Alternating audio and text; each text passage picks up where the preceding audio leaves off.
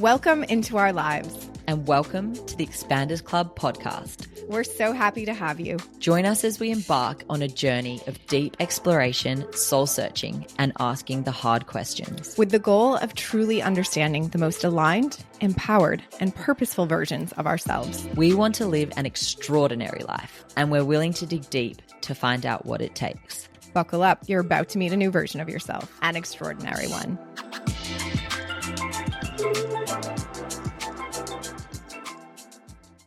Hello, you lovely, lovely humans, and welcome to the Expaners Club podcast. I am your host, your spiritual guide, your spiritual bestie, hopefully your favorite oracle, Brooke Harris. And I feel so grateful to be on this journey with you, especially during strange and difficult times, which, I would go ahead and say we are. we are in those strange and difficult times. We've officially entered, I haven't been paying attention a ton to astrology, but I'm pretty sure we're in eclipse season. We're feeling it. The world feels chaotic and strange and very divided and angry. And for those of us, I think for any human, I was going to say for those of us who are sensitive beings, but if you're a human, it feels like a hard and heavy time right now. Right, I'm not going to recap the current events, but you all know what I'm talking about, and it doesn't feel like it's changing anytime soon for the better, at least from where I'm sitting, from my perspective. So, what do we do? That is something I've asked myself a lot this past week. What do I do? I have my own human feelings about all of this. I have strong opinions on what's right and what's wrong. I have been trained to take action, right? Like many of us have. If there's a problem, you work toward the solution. And I keep coming up against the wall of, I don't know. I don't know what to do. Other than, of course, continue to look at myself in the mirror and work on myself and be as good of a person as I can be and help uplift those around me, right? That's obvious. That's just, kind of the baseline of what we should be doing here. But what do we do? How do we take action? And this is not a perfect answer, but it felt worth sharing. I think the answer is actually not action, but it's more about what we don't do. How do we not necessarily show up, but how do we refrain from participating in the division, in the chaos, in the hate, in the anger? Maybe we can't be the solution, but we certainly have a choice to not be or add to the problem, right? And this is a little bit outside of our training. Outside of our training in the current human experience, at least for my generation. Again, there's a problem, you take action, you solve it. And I'm talking about inaction. I am talking about maybe keeping your thoughts and opinions to yourself or to the people that are close to you. Thinking about how we use these public platforms that we all have access to and how we show up there feeds the machine, feeds the chaos, feeds the things that don't feel good.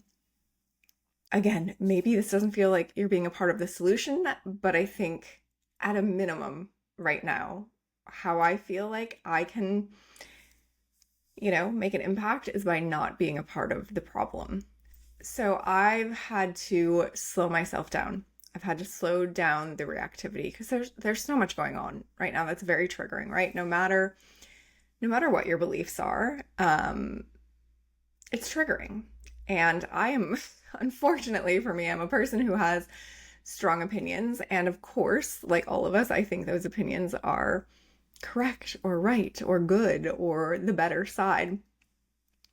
But doesn't matter. Does me voicing those opinions on a public platform change anything that's happening out in the world? Does me reposting and sharing memes or reposting and sharing news that I know a lot of people in my feed might not agree with, does that get us any closer to solving the problem? Does that make things less chaotic, less divisive? Does that bring us closer to unity and to seeing each other and recognizing each other as humans and to having productive conversations? No, it doesn't. What it does do is it feeds my ego. It adds fuel to a fire that is already so out of control. It causes problems within friendships, within businesses, within relationships. And that's a hard one, right? Because again, so many of us feel like there's a very clear right and a very clear wrong, and maybe there is. But again, expressing that on a larger platform is not changing anything at the moment, right? The people who agree with you are going to agree with you. The people who don't agree with you are going to continue to disagree with you. And it's going to fuel their anger, their own beliefs. It's just going to push them further away. And I know I'm not saying anything that's like revolutionary, right? We know this. But it's really hard to be inactive. It's really hard not to express our opinions, especially when we have these platforms just at our fingertips. And again, everything we're seeing is so triggering and everyone's talking about all these things. And there doesn't seem to be a solution or a common ground in sight. And again, I keep sitting and thinking, and I've shed tears. I've shared my frustrations with my husband and my close friends. It's like, what do we do? What do we do to be a part of the solution? And I think the most many of us can do right now is to commit to not being a part of the problem. And that might be harder. That might be harder than being active and, getting up on our soapboxes and showcasing our values and our views and fighting for what we believe in. It might be harder to be silent and to not let everyone know our thoughts and opinion, and to not repost things that are in agreement or support our viewpoint and our perspectives. And it is hard, I'm telling you, because I have not shared or posted on any social media platform anything about these current situations. Again, even though I have really strong opinions, because I stop myself and ask every single time. And I've come so close, you guys. I've come so close. Again, I'm human and I have strong opinions. I've come so close, and I have that last moment where I'm like, is this helping the cause or hurting it? And to me, the cause is our evolution, our unity, the collective evolution, the collective coming together and remembering like, hey, we are all one. We're all on the same team. We're all one. The only answer is that we all work together and remember that and have love, true unconditional love for one another. And I don't know if we're going to get those results in my lifetime, right? We certainly feel very far in the other direction at the moment. And I think that's what breaks my heart so much. But I do know that I am committed to being a part of the solution. Committed to being a part of the solution, as unfreaking comfortable as the option that the moment's calling for right now is, right? To be inactive. And just don't be a part of the problem. And I laugh because it's harder than it sounds in a time where we're constantly triggered, we're constantly scrolling, we're constantly seeing information, we constantly have opinions and an opportunity to be reactive and a platform to be reactive on, right? And I think it's a deeper examination of how we use these platforms. If we even use these, that's a question that I'm having. Like, there's some beautiful moments and connections, right, on social media. Instagram is really the only platform that I use, a true millennial. And there's some really beautiful moments, and there's people and acquaintances that I love keeping up with and seeing what their kids are doing and, all their big life moments. And of course the spiritual memes. I love all of that. So there's some beauty in it, but like, does that make up for all the chaos and hatred and anger that social media fuels? That's just the conversation I'm having with myself. Is this worth it? Is this how I want to spend my time? Is interacting on this platform moving me closer to my purpose and my goals in life? Is this productive? I don't know. I don't have the answers, but I do know I do believe that this moment calls for inaction and the act of not being a part of the problem. I don't know the solution, but I do know what the problem is, and I am committed to not being a part of it, as uncomfortable as it is. And I hope that some of you will join me. I feel like there's a time for action coming. There's a time for action down the road. But right now, let's just not add fuel to the fire. Let's not be reactive.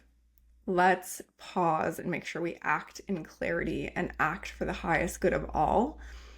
Act from our heart and not from our ego. And this will serve you in many, many ways. This will change your vibration. This brings you above the vibration of the chaos and the anger and the division that is happening on social media and in the media in general and out in the world. Like, how do we just remove ourselves from it and make sure that we are not part of the fuel in this very, very ugly, nasty fire that will certainly destroy everything it touches? Woo! Okay, but on an uplifting note, I chose the recording with today's guest because she's an incredible spirit, has this huge, beautiful aura, and just by listening to her or watching this on YouTube, you guys are going to feel a vibrational uplift. You are going to feel her magnetic energy. You're going to feel good. Like, she's very inspiring. And again, just her energy is inspiring, and wait till you hear what she has to say. So my guest today is Priya Sam. She is a story architect helping people transform their careers and lives through storytelling. And we have a really incredible conversation. We talk about, the value of understanding and knowing your own story and appreciating your own story, how to apply that to different areas of your life, specifically and especially your career and purpose, how to communicate your value, which I think is a big one for a lot of us women. We talk about how knowing your story, knowing how to communicate it can really change every aspect of your life. Having the confidence in communicating your story, your value, your worth. She has a really incredible story. She's had a really beautiful journey herself that has led her here. Like I said, she is a very bright light in this world, and the work she's doing, well, on the surface, it's not like deeply spiritual. You guys will see, we get into it. It has a lot of the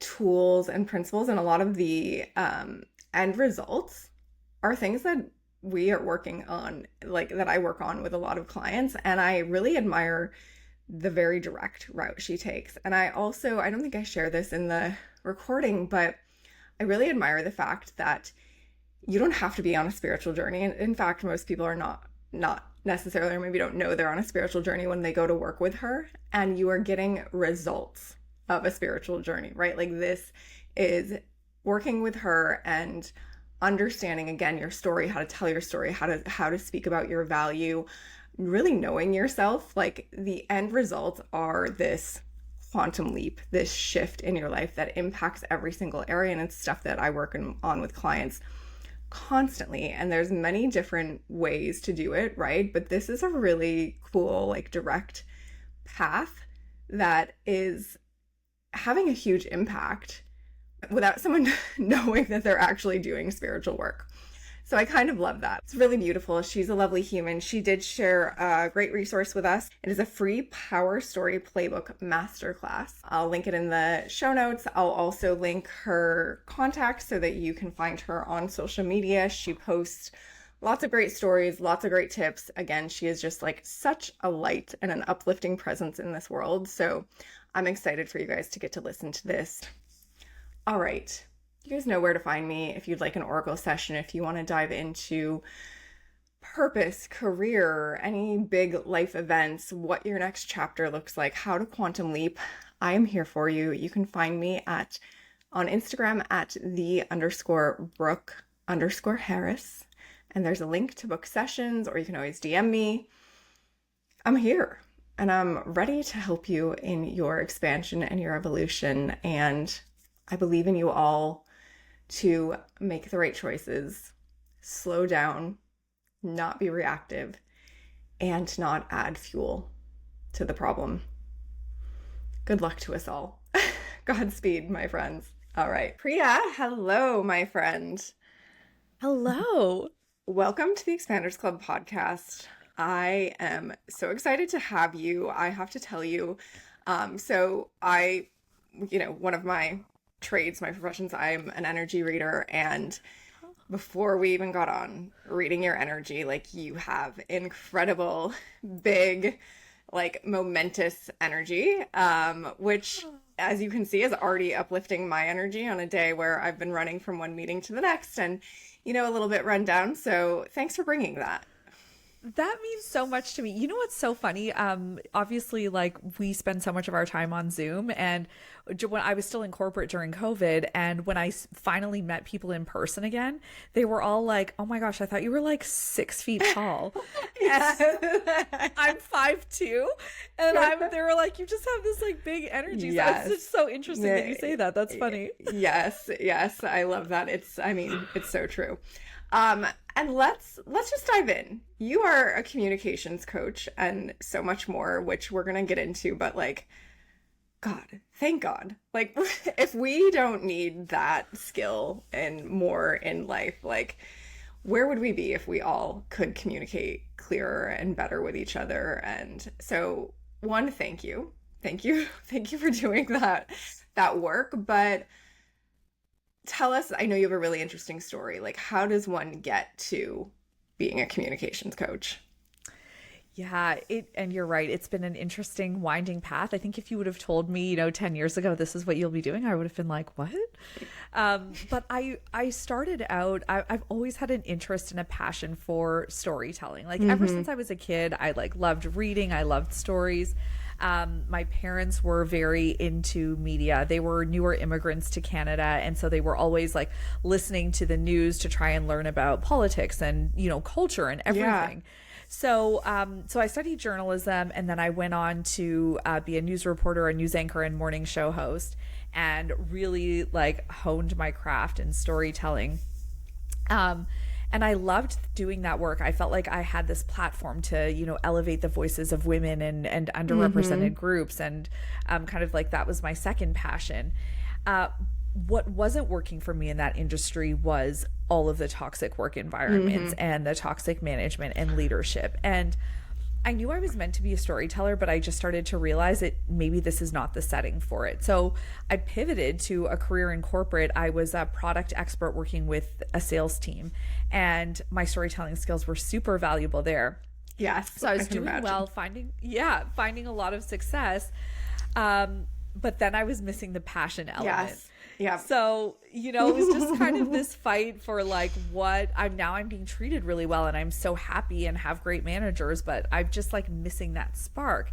So I knew my storytelling was valuable in sales, but I started looking for other opportunities. Like, where can I help other people with stories? And I was at this event. I'll never forget. I had just been moved on to a new team. I was working at Salesforce, which is like a 70,000 person tech company. Didn't know anyone. And I had this whole plan for these 3 days of meetings I had in New York. I need to introduce myself to all the executives. I need to share my story and tell them my goal for this year, because we were a distributed team. I might be the only chance I saw them all for 6 months. So I did that. I'm advocating for myself, getting to know everyone, building this trust and rapport. And I saw so many of my colleagues who were women smart, talented, accomplished, just like shrinking back anytime an executive would ask them something, just like feeling uncomfortable, not talking about their success and accomplishments. And I just had this moment of, this is where I need to help women with their stories, because the reason I was able to make that career pivot and then I became a top performer at Salesforce is because I knew how to use storytelling, not just in sales, but for myself, to advocate for myself and build my personal brand. What do you think is the problem? Like, why those women obviously were successful, had already seen success. It's not easy to get a job at Salesforce or keep a job at Salesforce. What do you think the problem was? I think just society has really conditioned us to be in the background. When I ask women that I meet, and even just my friends, like, what's the number one reason you don't talk about yourself and your success? That a top fear for women is coming across as being boastful or arrogant. Yeah. And there's actually this stat that's 70% of women would rather minimize their success than talk about it. So that's wild. Isn't that wild? Yeah. Yes. Because I just, in a very different way, just spoke about this on an episode with another guest, but we've kind of grown up in this environment where, like, if I'm great at something, it must mean you're less than. Or like, if I'm, and I talked about this in the context of raising my daughter, who she'll look in the mirror and be like, I'm so pretty. My husband's like, when do we tell her to kind of keep that to herself? And I'm like, never. Because in the way we were raised, it means if I'm pretty, you're not pretty. But she's not saying that. She's saying I'm pretty. And if her friend was standing right next to her, she'd say, you're so pretty too. So we've kind of been conditioned to, like, if I'm good at my job, it must mean you're less than. Or if I'm good at this, it must mean you're less than. That is so true. And also I think about, like, workplaces and how for a long time, if you were a woman in leadership, you were the only woman in leadership or one of a few. Right. And then almost like created this kind of like what you just mentioned, this like competition, right? Like there's only room for one of us. So and now I don't want to support this other woman because she might take my job. And I think we're getting out of that now, and there is more, collaboration and interest in supporting and helping others. But there's definitely still some of that exists in certain spaces. So how do you help people see their story? Because I think, at least in my experience, that's a really hard thing, right? I could tell someone else's story beautifully, right? And I could see someone else and like be like, no, you're this and you're that, and like bring these pieces in. But how, looking at it for myself, I've experienced this. It's like you kind of you forget parts of your story. Things don't feel as important or as relevant. Again, you want to downplay things. So what's the journey? What's the process to get someone to acknowledge, have confidence, be proud of their own story? This is such a great question, because so often, like, I love that you asked about how help people see their own story, because a lot of times when people come to me, they're like, I need to tell better stories in job interviews while I'm networking. Mm-hmm. They're thinking about that external story.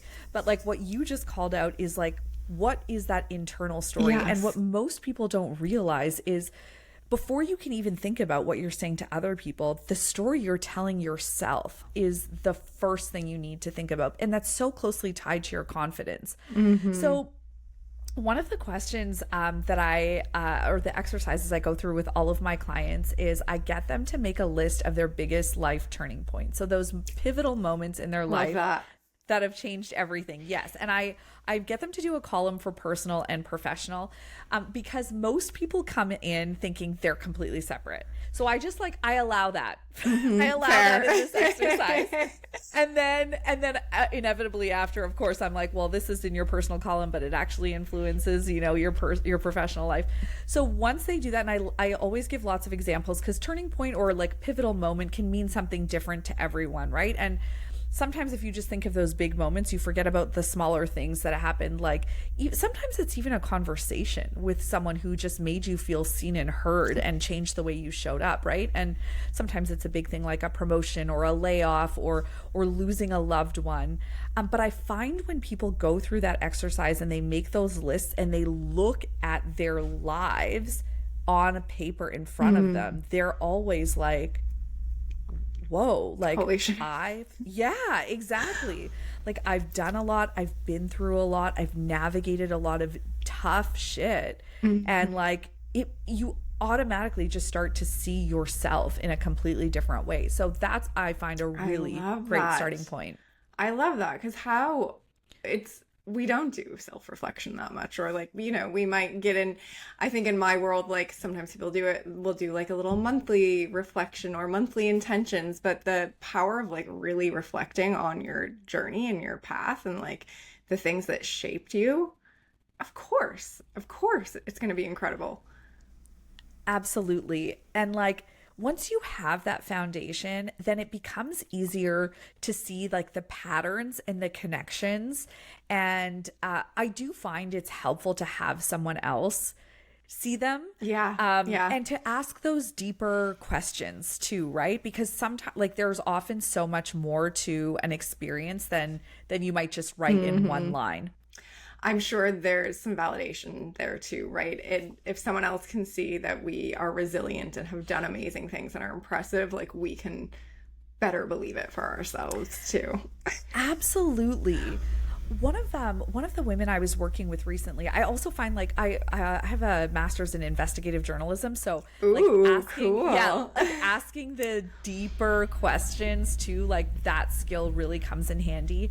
I had this one woman, she'd been an individual contributor for 6 years in her job, and she wanted to get into a leadership role, and she's like, but I don't have any leadership experience, so I don't even know how to begin to talk about myself. And I was like, okay, well, hold on.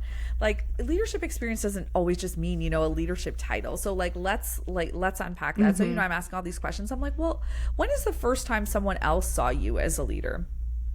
And she's like, I don't know. I mean, this probably isn't even relevant, but like, I was playing varsity softball. It was my last year, and I felt very overlooked, frustrated. We didn't have a great season. And then I went to our awards banquet, and I, out of nowhere, get called up on stage to receive the leadership award. And I'm told that I have been a calm, consistent force on the team. And she's someone who described herself as being like quiet, introverted. And so she's telling me this story, and I'm like, that's the story. You're like, we can use this. Yes. So, right, like that became this entry point to this is the foundation of my leadership. It was built like when I was a teenager, and this is how I bring those qualities into the workplace. And it feels like so much more than that, right? You're like reminding people who they are. Absolutely, yes. And oftentimes, you know, whether you're in corporate or you're an entrepreneur, you go through this roller coaster, right? You might be really confident in one season of your life, and then, you know, something happens and you're not feeling as sure, or you feel a little lost, or you're not sure what your story is in this phase, because our stories do change and evolve.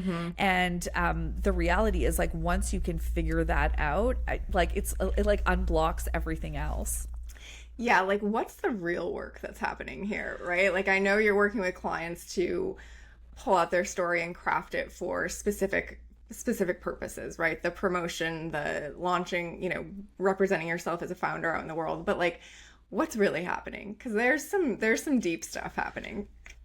Absolutely. There's a lot of deep stuff happening. I mean, and a lot of it is in those stories we tell ourselves. So like that client I gave you an example of, like, when she was telling me, yeah, but like I'm really quiet and shy, and like I'm more introverted, and you know, leaders are loud, and like they're the loudest voice in the room, they're more like aggressive. And I was like, but that's a story you're telling yourself, right. And we need to change what you believe so that you can also, now you can talk about that more authentically. And then once she saw that, I mean, I think it was helpful that I saw that in her, and that I was like, actually, so many leadership teams, the last thing they need is another loud voice. Right. You're exactly what they need. You're that consistent, calm, you listen to everyone's perspective before sharing your own. That's a leader. That's a leader that most teams don't have. So once we started positioning her that way,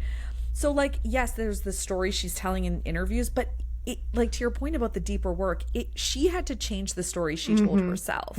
And she had to really believe that was true, and that she did have like that her superpower was this thing that she'd always seen as sort of like a weakness. Yeah. And what is that moment for someone when they do? Is it because you're calling it out and you're believing in it? Or how do we? Because those stories are deeply embedded in our subconscious, in the layers of conditioning we have. Like, what does that transformation look like? One of the ways I love to do this work is in a group setting. So I do one-on-one, but I find in a group it's more powerful because it's not just me. You get the other women in the room who are like organically, authentically, with like no reason, like they have no like hidden agenda, right? But when they have those reactions, they're like, it's like, oh, this is real. Like these are people who like are truly seeing this in me. And so I find that to be really effective. I mean, yes, when I do it one-on-one, of course it's me, but like they're like, you're my coach, you have to see the best in me, you have to like pull those things out, and you know, it still helps, but I find that extra layer of when you do it in a group of other women, that makes a really big difference too. It's just so validating. Well, and I can only imagine the ripple of impact this has. As you were talking about the group, I could feel it like rippling through that group of women, but like I feel like they must take that into the workplace. Any women underneath them in the workplace, like they then have this tool to share, whether they know they're sharing it or not, right? Like just having confidence and feeling empowered is an energy on its own that people recognize.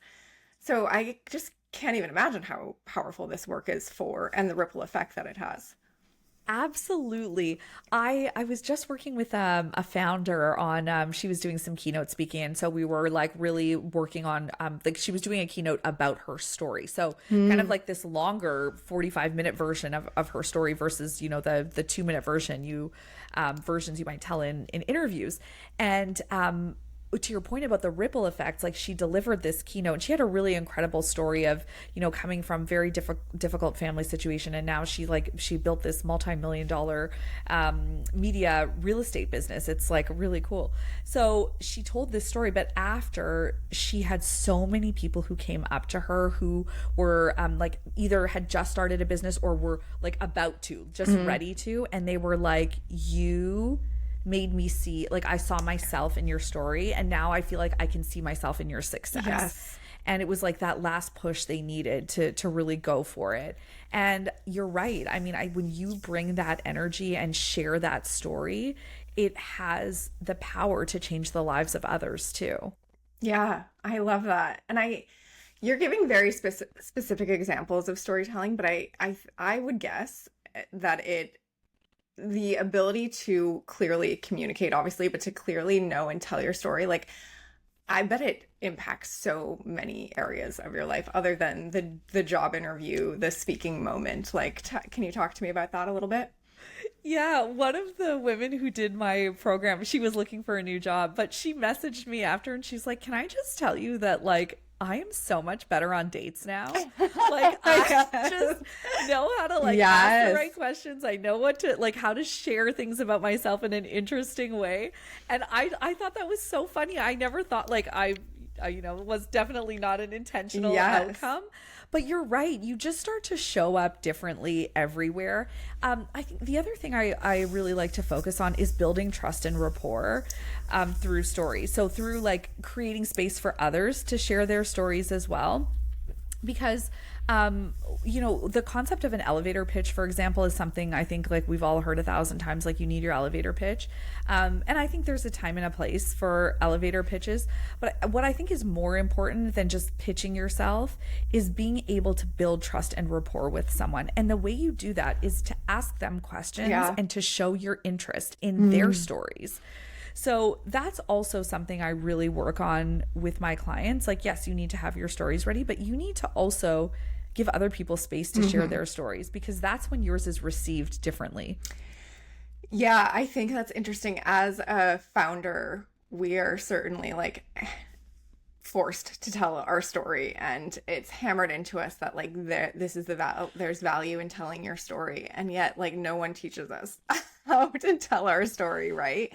Like I'm lucky. I went to school, funny enough, long time ago. I went to school for storytelling, for film and television, for writing for film and television, which is a little bit different than real life telling your story. But and I've always, and my husband's a writer, like I've always, like, communication, the written word, like, has always had a special place in my heart. But I know going through the founder journey, fundraising, all of that, it is all storytelling. And I can tell you, I'm not even that great of a storyteller, but what set me apart and allowed me to raise money wasn't like how great my company was, how great the products were. Like, it was my ability to tell a freaking story.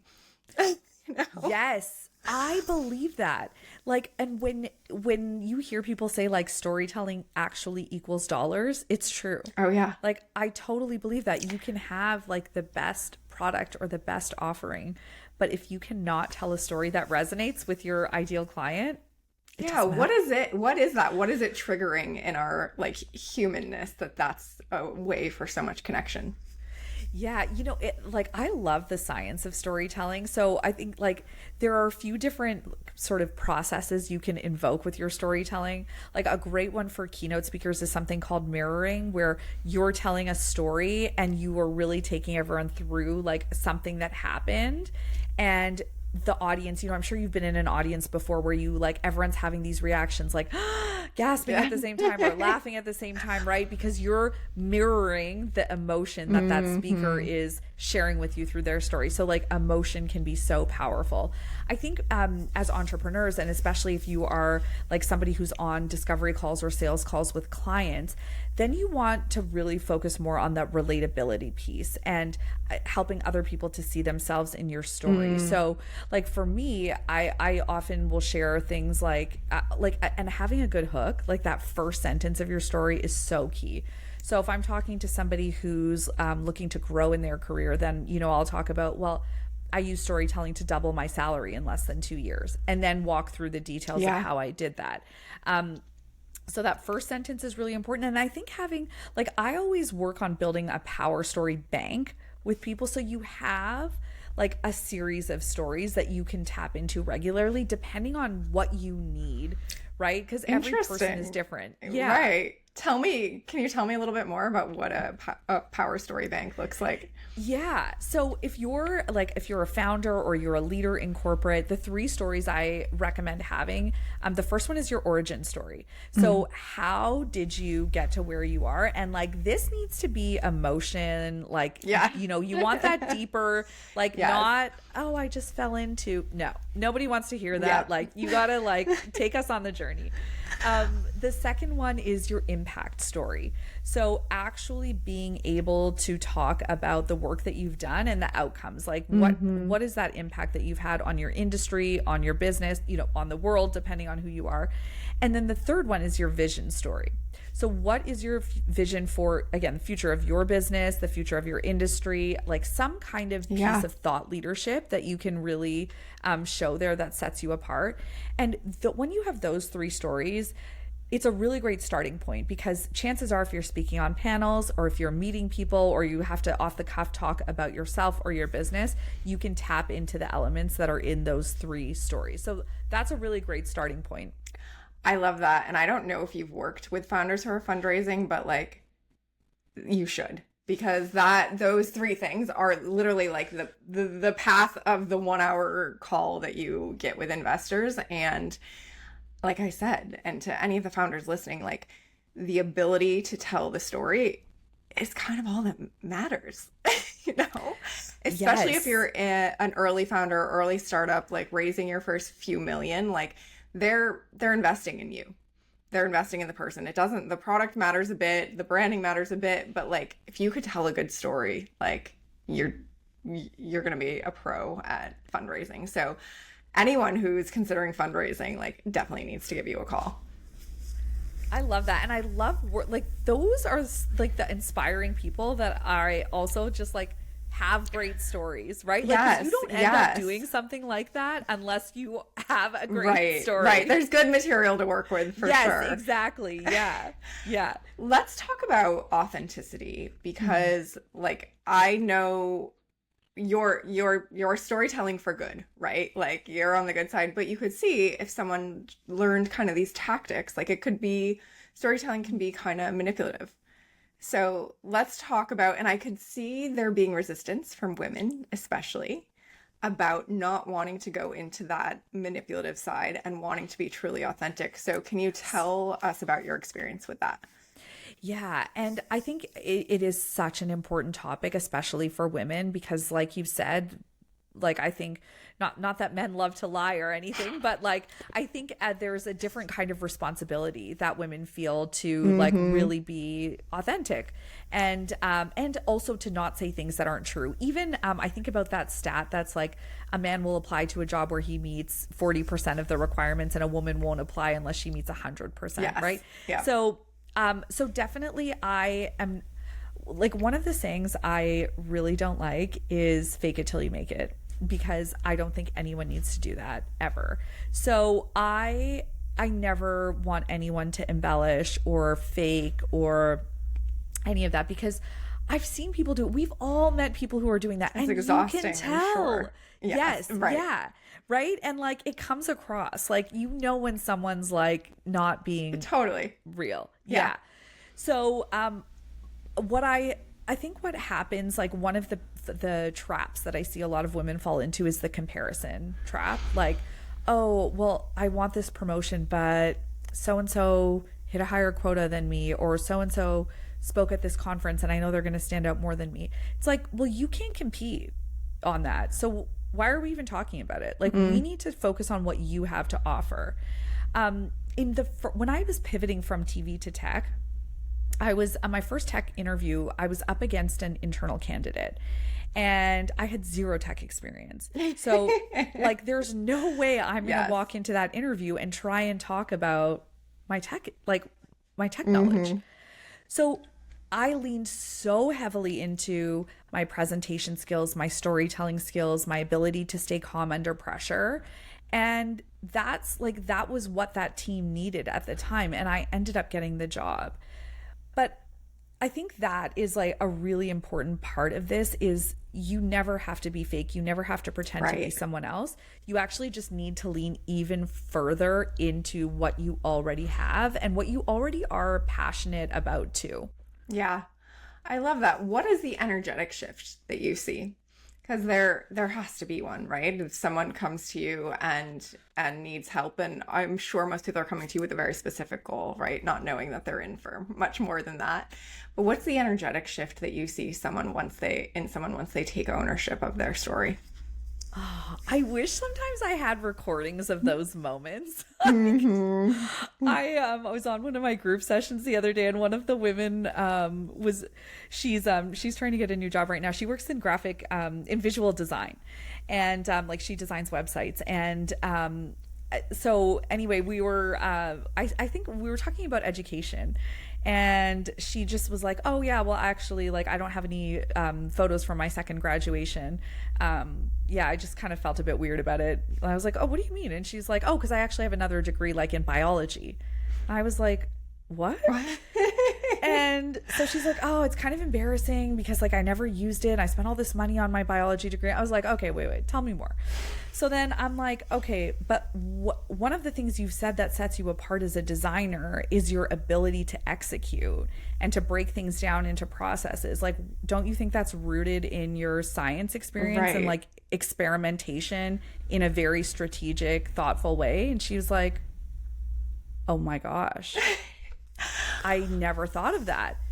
And like, so it's like those moments. And now she's like, this is what sets me apart. Like, I need to build all my interview answers around this. It's like, we changed her LinkedIn profile. Like, and she feels good. She's excited about it, you know? So those are like, it really does change how you show up everywhere. I love that. Taking something that felt, using her word, shameful. Yeah. To, no, this is a superpower. Yes. Like, that is a huge transformation. Absolutely. Honestly, like, I know it's in the work, but I think it does speak to the power of you and the energy that you're bringing to this work and to these interactions. Because that's a fast transformation. Like, you know? And I love that. I almost love the perspective of it, because it's like, you know, a lot of times when people in my field come to me they want to change, they're looking for something different, they're looking for a specific outcome, like they already know that they believe that they need to get in the trenches and like dig up all the stories and go through the heartbreak and the trauma, and like you don't always have to, because the results that you're getting are very similar to the results that I'm seeing a lot of people in the spiritual world looking for.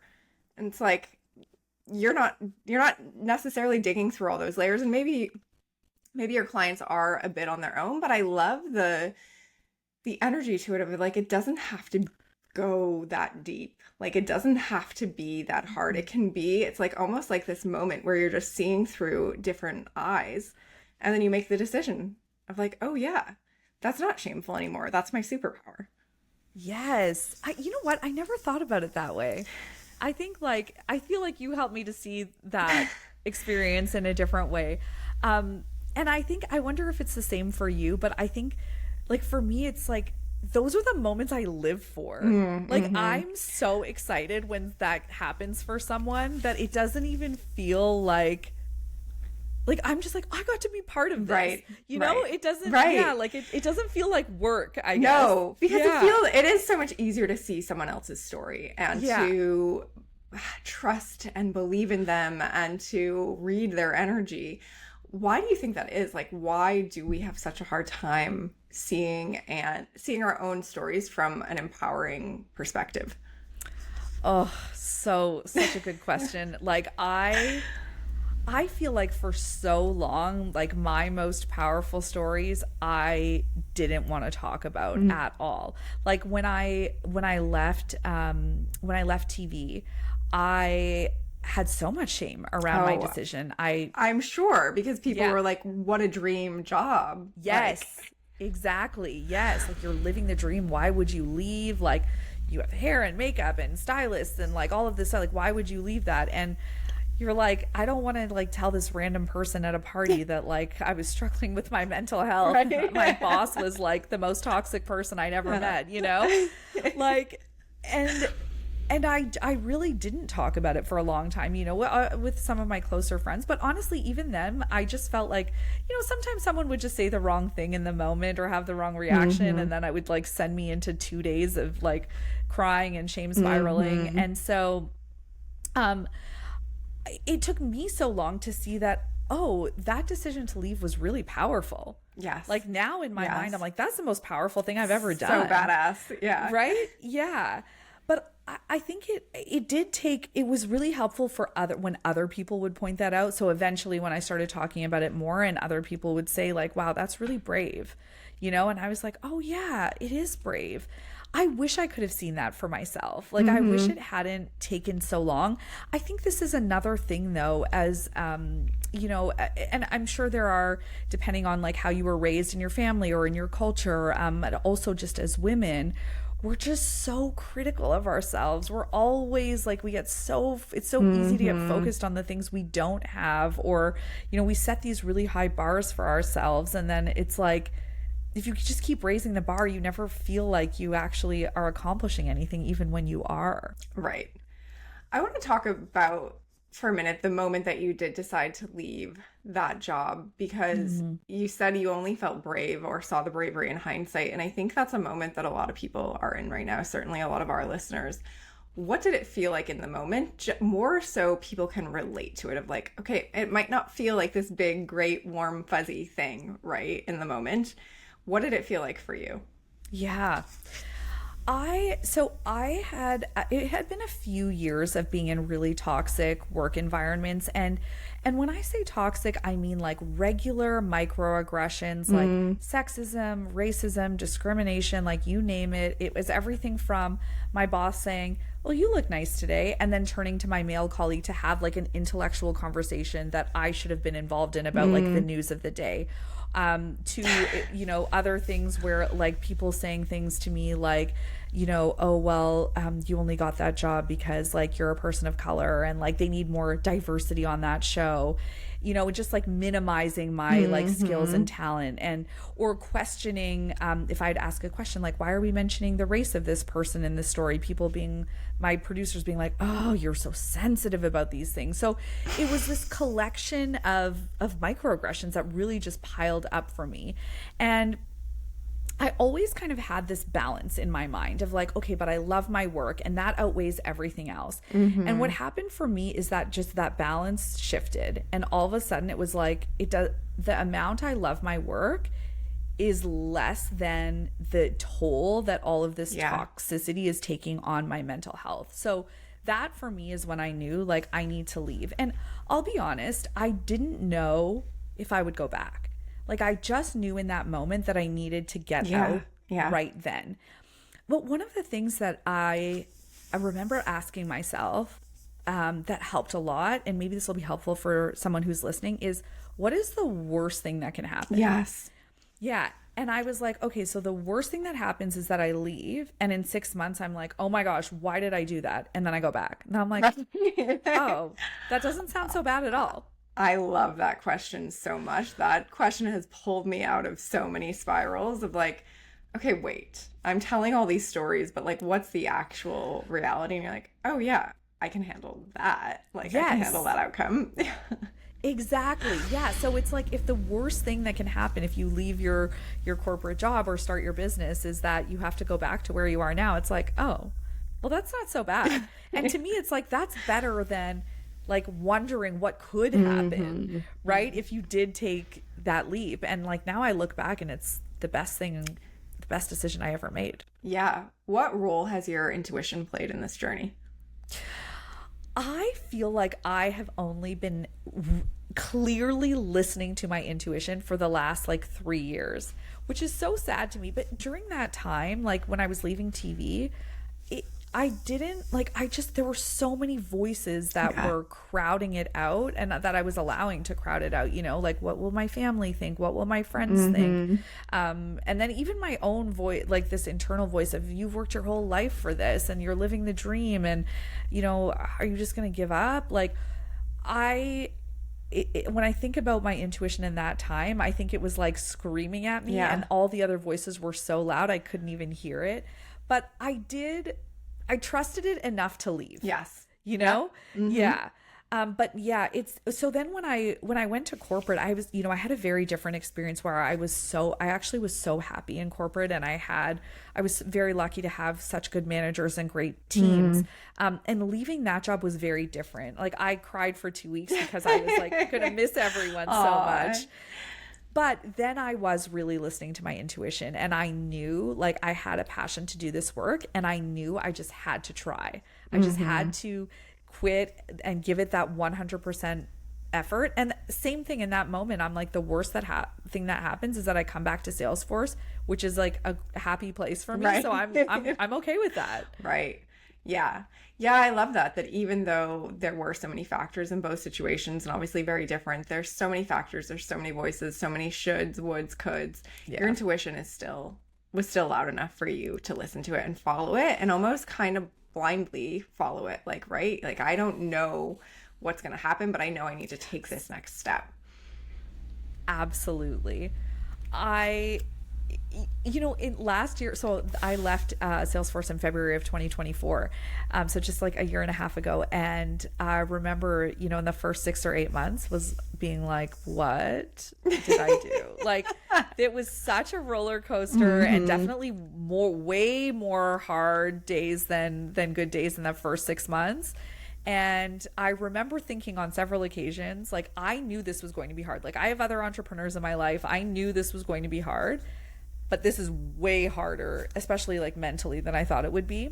And then I thought so many times, I understand why people quit. Like, I'm going to keep going right now, but I totally understand why people quit. Oh, yes. Yeah. Yeah, I've been there too. When there, for me, I've historically had this sad, like, I don't want to call it an addiction, but this, like, that's where some of my my ghost and my skeletons come in, where this drive to just keep going no matter what, to like prove that I can do it. And that's a part of my story, and parts that I've, thank goodness, let go of a lot, but still, a little bit of the chip on the shoulder, like other people might quit, and like I might want to quit, but I'm not going to. Yeah.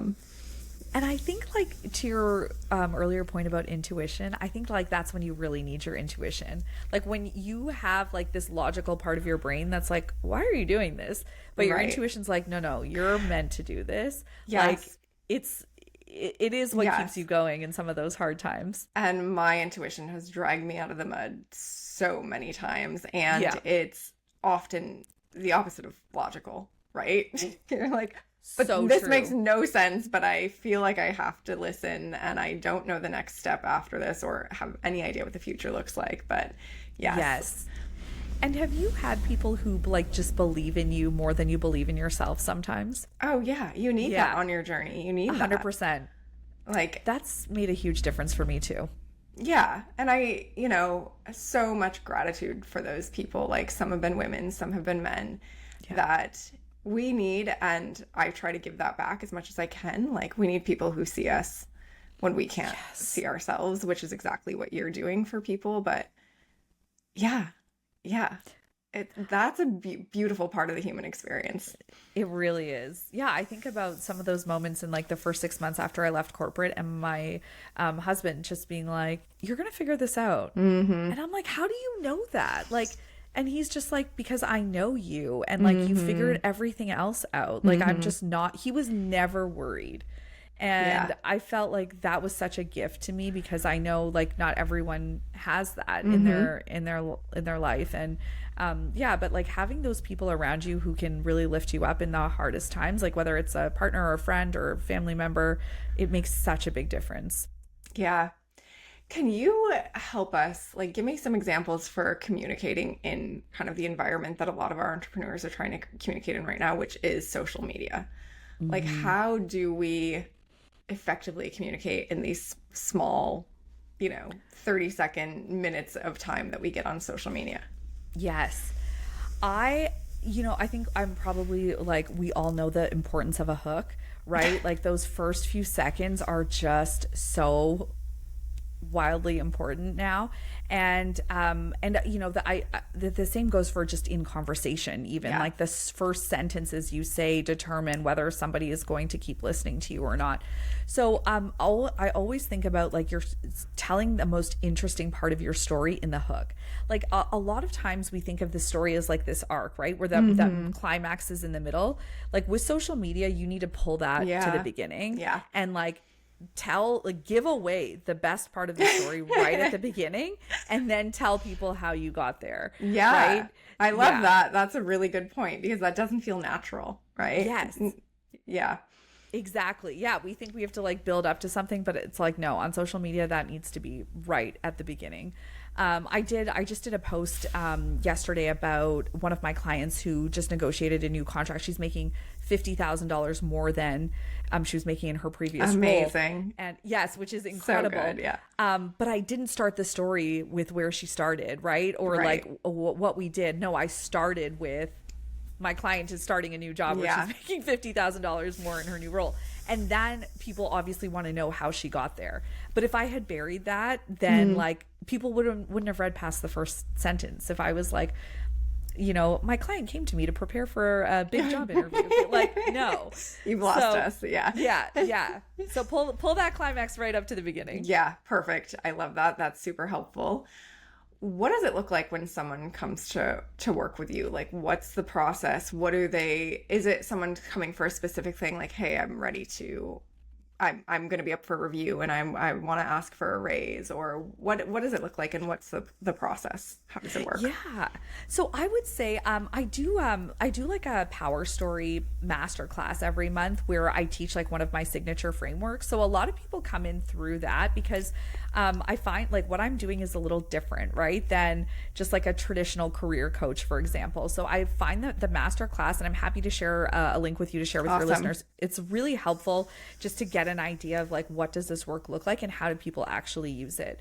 So I find like a lot of people come in through that. And then usually like I like to do a deep dive call with everyone before we start working together. So we can both make sure it's the right fit. But I would say there are 3 reasons. Like people often come when they've grown to like, they're like 5 to 10 years in, they have like a 6-figure titles or 6-figure salary and a senior title, and they just can't crack that next phase. Like they can't quite get to like the leadership level or the multi 6-figure salary, and they're trying, like they're interviewing or they're having the internal conversations, and they're just struggling to communicate their value. So they know they have everything, but the communication piece is what's not landing.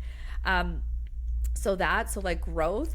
The other one is definitely new jobs and like bigger roles. You know, I definitely have people who are like, I have a toxic manager. There's like no room for growth for me at this company, or I know like this person's not supporting me. I need to get out. And then the third one is more on like passion and values aligned work. So like I'm ready for work that I actually am excited about. I've kind of like hit the early milestones again, but now I want to get focused and do work that is actually meaningful to me. Yeah, that makes sense. I just thought, as you were speaking, thought of another reason entrepreneurs need you is for board meetings, board meeting prep and board management. I mean, if that's not a game of communication strategy, let me tell you. Oh yeah, you're right. Yeah. So I feel like your role is like necessary in whether you had like a cohort of founders who are kind of the same stage, or like even in larger companies, like a necessary, like a head of communications type role, just helping each different department. Like I could see it in sales. I can see it in the C-suite, dealing with boards, dealing with investors, like, yeah.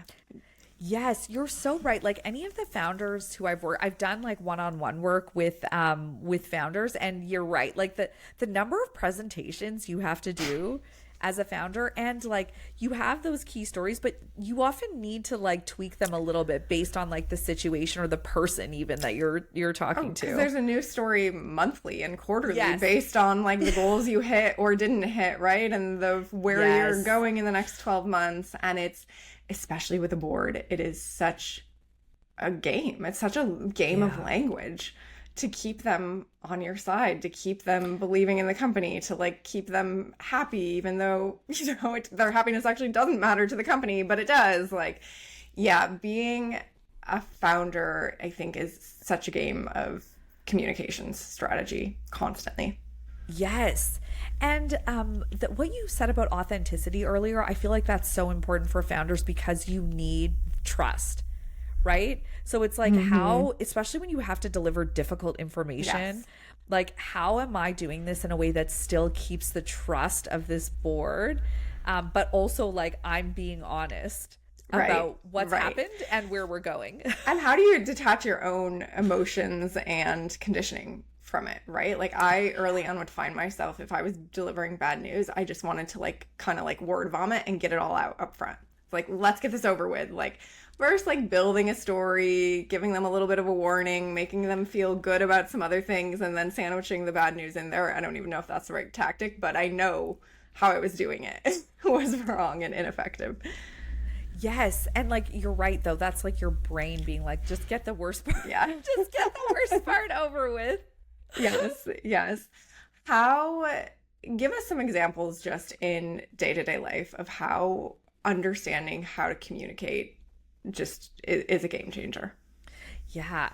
I think because of social media these days, like a lot of people are just finding it harder to connect in person. You know, so one of the things even before going to a party, like a social event where you're going to meet new people, I always suggest having a few questions ready. And a great strategy, especially if you're someone who maybe is a little anxious in social situations, a really great strategy is to ask questions you want to answer. I love that. Yeah, right? Because like humans are very reciprocal. So if someone asks you a question, you're very likely going to after be like, oh, how about you? Yeah. So if you, let's say you went on a really great trip recently and you like want to talk about it, you know, you meet someone new and you can like ask them like, oh, so like, what do you do like for fun? Like, do you like to travel? Probably they'll be like, yeah, like love it. I actually just went to like wherever. They're going to share a story with you. So you're now building that trust and rapport. And then they're going to be like, oh, what about you? And now you've already, like, you were expecting that. So Yes. you've had your story ready to go, right? So, like, that's just like a social example. But that can be used strategically, you know, if you are, like, let's say you're a founder and you're at a conference or event, same thing, right? You're meeting other founders or you're meeting people who could be potential investors. Like, ask those questions that you want to answer.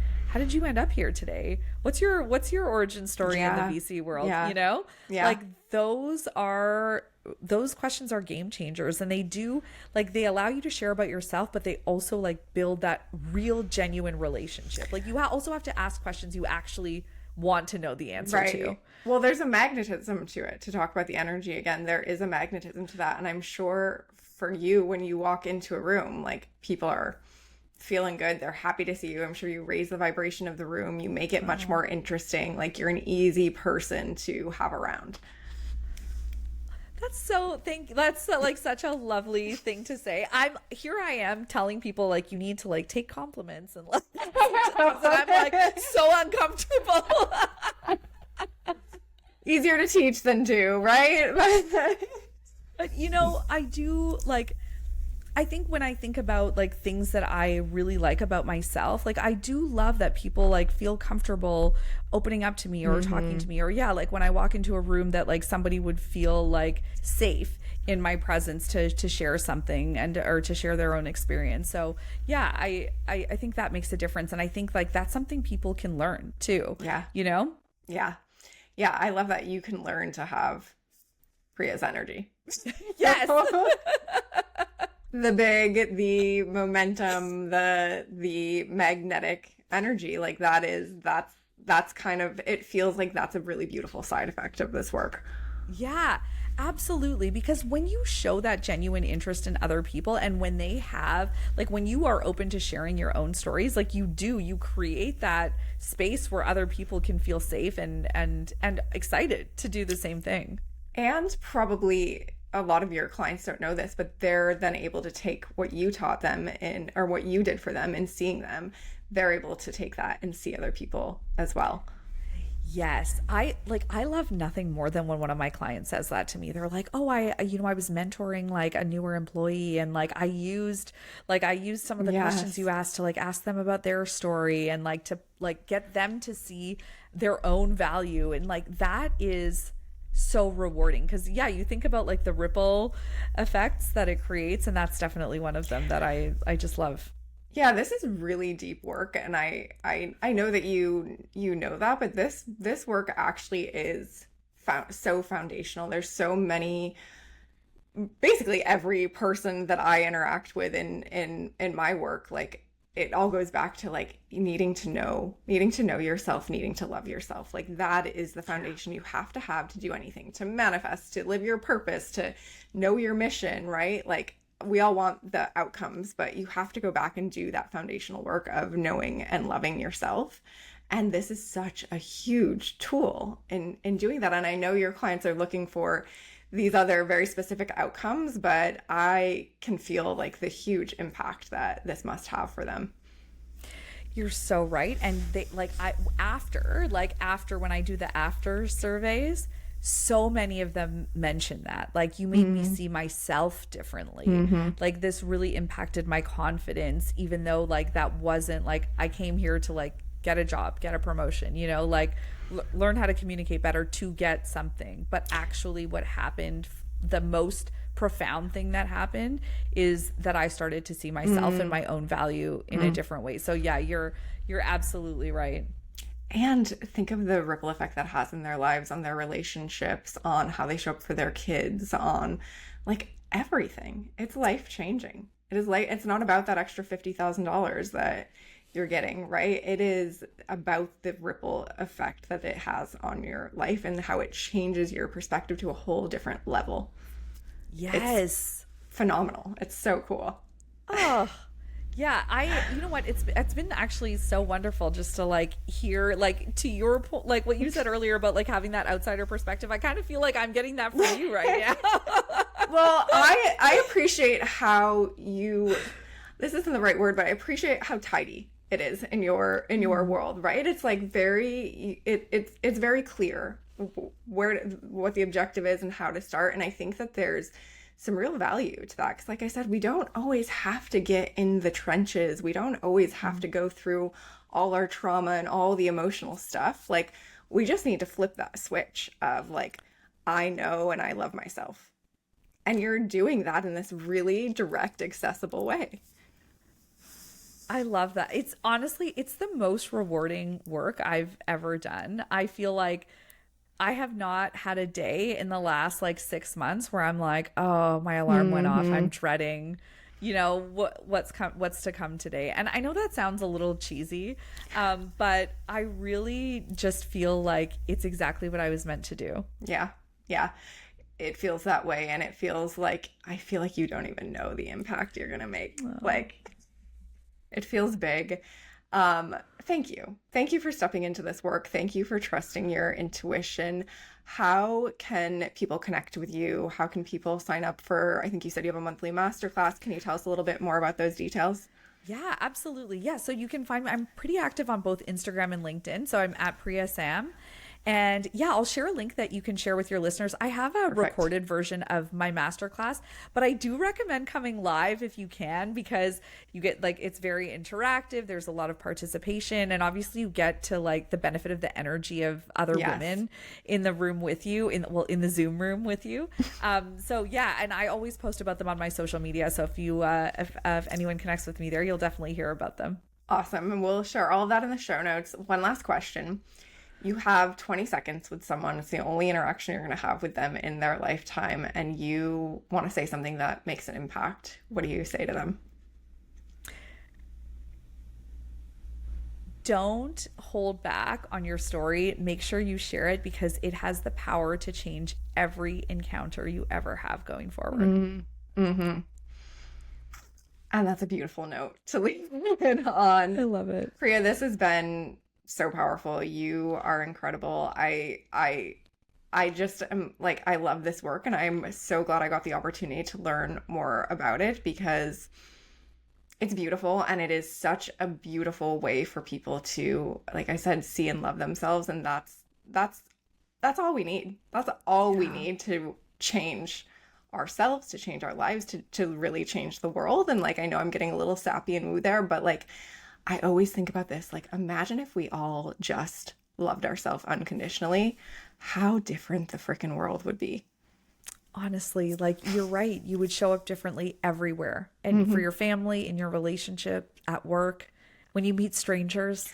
I mean, bigger than that, there'd be no war. There'd be so true. Yes. It would be, the world would be so different. So you're doing very important work. I know it feels like you're doing it on an individual level, but you are doing such massive, huge work. So thank you very much. Thank you so much for having me, and thank you for your perspective, and like for being like my story architect. I feel like you like saw so many things that that I needed to be reminded of, and you shone a light on some things I haven't thought of before too. So thank you so much. I love this conversation so much. Yes, same. Everyone, please go follow Priya, follow her stories. Join the masterclass. I'm going to be in one of them. So listeners, let me know if any of you are signing up, and I'll join the same one, because I'm ready to do this work myself. Thanks so much, Brooke. Yeah, thank you, Priya.